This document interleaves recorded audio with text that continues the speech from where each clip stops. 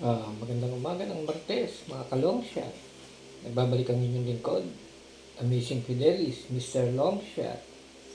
At ngayong Martes, meron tayong special race, no? So, magbibigay tayo ngayon ng ating race analysis para sa 7 karera na magsisimula ng alas 5. So, bago pa ako magsimula, nais ko munang batiin ng congratulations ang aking mga kagrupo sa aming legit winner take all bakasan group chat na kung saan nung last Sunday ay naipanalo namin ang dehado namin mga entries at naipanalo namin ang dehadong pre-pick 5 sa mga bumakas sa winner take all at ganun din ang last podcast. So sa ngayon, nais ko po kayong imbitahan muli upang sa ganun makasali na rin kayo sa aming legit winner take all bakasan group chat. At muli sasabihin ko na i-search nyo lang sa Facebook, Tagunan Fidelis, at i-message nyo ko sa Messenger at doon sasabihin ko din sa inyo kung paano makasali sa aming legit winner take all bakasan group chat. So special shoutout lang sa ating mga consistent group members na laging nananayan ang naipanalo na namin last Sunday na sila Captain Nelson Rosales at sila Sarge Tino, at at the same time yung mga bumakas din na sila Rami at si Jerry. Ganun din po, gusto lang namin banggitin sa inyo na tulad nito, ako'y nagbabalik upang ibigay sa inyo yung aking top race analysis. Kung saan sabi ko sa inyo, hindi ako nagbibigay ng maraming entries kasi unang-una, sabi ko nga sa inyo, naniniwala kung ang karera ay swertihan lamang at hindi pa galingan. So, yung mga napapansin ko din, no, na maraming sa ibang pages na nagkakaroon ng mga away-away. Sa amin pong legit winner take all bakasan group chat, puro kami professional racer na karerista. So, ibig sabihin, makakaasa kayo na sa amin ay talagang iniisip lang namin na swertihan lang ito at matapat sa ating mga long shot analysis. So again, message me, Tagunan Fidelis sa Messenger, search nyo sa Facebook, at sa ganun, makasali na rin kayo. So ngayon, bibigay ko na po sa inyo. No? So karamihan po ng takbo natin ngayon itong araw ng Tuesday, puro 1,400 meters. At dito, huwag na natin pahirapan pa kasi sa tingin natin may prueba na palagay ko at sa ating subaybay, medyo nakakalamang. Pero again, yung mga ibang long shot na nakatago para sa aming bakasan, syempre, mag-message sa kayo sa akin bago mag-alas 3 dahil magka-cut off kami ng aming winner take all bakasan. No? So, mura lang naman ang bakasan namin. Sa halagang 200 per lang, okay, pwede na. So, message na kayo. Tagunan Fidelis sa Messenger. So, again, phase 1, syempre, hindi na mawawala sa akin dito yung numero 1 na light bearer. Na kung saan dadalhin to ng kanyang familiar jockey na si Ace Aguila.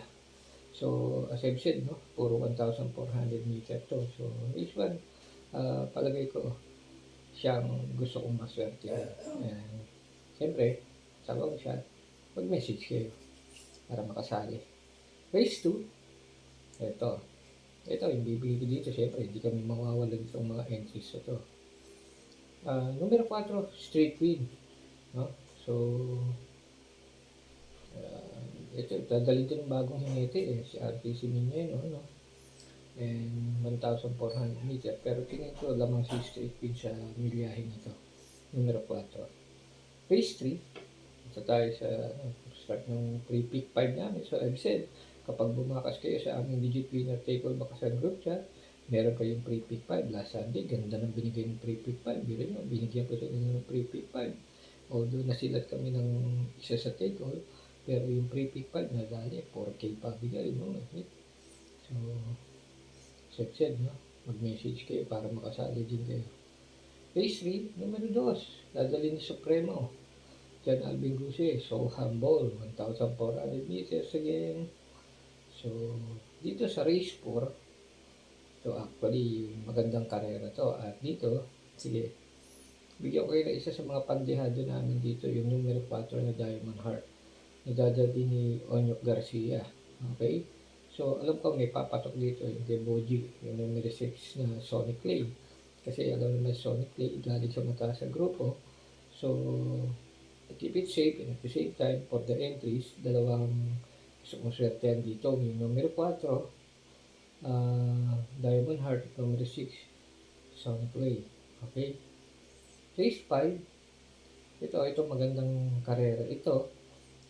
Palagay ko, papatok dito yung isa sa mga gusto kong swertihan, yung numero 1 na couple entry pa, no? Si Runway 10 at si Part-Time Lover. Pero palagay ko hindi ako i-steady sa sa kanilang dalawa. Dahil maganda rin ang tinatakbo nitong dalawang to, yung numero 3 na Cerveza at Gentle Force. So race 5, 1, and 3. Sa said, no? Parehong couple entries yung entry nila. So may 4 na kabayo na kaagad kayo dyan. Pero sa said, di ako nagbibigay ng marami. Pero sa tingin ko kasi, sa dalawang couple entry na to, talagang ito na rin ang magbabakbakan dito ng gusto. So again, numero 1, Runway 10, Part-Time Lover, at numero 3, Cerveza, Gentle Force. Race 6, penultimate race. So ito, medyo magulong karera din to. Pero isa ang tinitingnan ko dito maganda na palagay ko, baka ito na yung pagkakataon para maswertehan siya. Yung numero 6, race 6, sa East, may Diamond, dalawang ni GL Shego. So, recap tayo, no? Race 1, binigay ko, 1, Light Bearer. Race 2, 4, Straight Queen. Race 3, 2, So Humble. Race 4, numero 4, Diamond Heart. At numero 6, Sonic Clay. Race 5, numero 1, Runway 10, Part-Time Lover. At numero 3, Cerveza and Gentle Force. So, dito sa race 6, sabi ko nga, numero 6, may Diamond. So, punta tayo sa race 7. Dito sa race 7, sabi ko sa inyo, nagbibigay ako ng pre-pick 5 din. Pre-forecast, last forecast, para sa last race. So, since na dito naman, sa tingin ko, baka magkalyamaduhan dito sa race na to kasi patok tong dalawang tinitingnan ko. Palagay ko sila na rin ang maglalaban dito. Mag-message na rin kayo sa akin, Dagunan Fidelis sa Messenger, upang sa ganoon makuha nyo yung long shot. And at the same time, maging member na rin kayo sa aming legit winner table bakasan. So race 7, numero 6 is Real Equity at yan ay dadalhin ni Ronald Baldonido. At yung numero 5, naka-torso di Oktubre, no? Ni Danny Camanero. So palagay ko, that's all for the races today, Tuesday race, and I hope mag-message na kayo sa akin, no? Dagunan Fidelis sa Facebook, i-search nyo, and message me sa Messenger bago mag-alas 3 kasi may cut-off kami para sa aming legit winner take-all Bakasan group chat. May pre-pick 5 at last forecast. This is your amazing Fidelis saying good luck and happy first day racing of the week. Thank you.